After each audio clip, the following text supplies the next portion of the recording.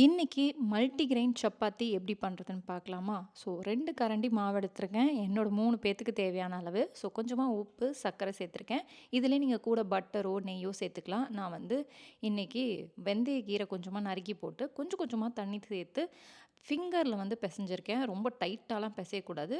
பூரி வேணும்னா நீங்க டைட்டா பெசஞ்சுக்கலாம். நான் வந்து சப்பாத்தி தான் பண்ணுறதுனால, ஒரு 10 மினிட்ஸ் ஆவது அழகா கொஞ்சம் பொறுமையா நல்லா சப்பாத்தி பெசஞ்சுக்கோங்க.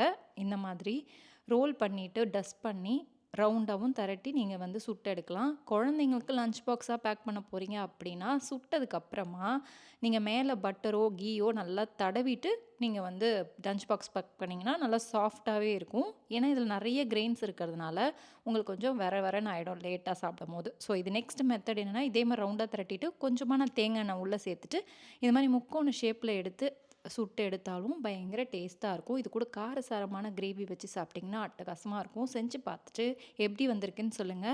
மாவோட லிங்க் வேணும்னா கமெண்ட் பண்ணுங்க. உங்களுக்கு டிஎம் பண்ணிடுறேன். ஸோ இதில ஏதாவது டவுட் இருந்தாலும் கேளுங்க. என்னம்மா போட்டிருக்கேன் அப்படின்றத நாளைக்கு வீடியோல ஷேர் பண்றேன். பாய்.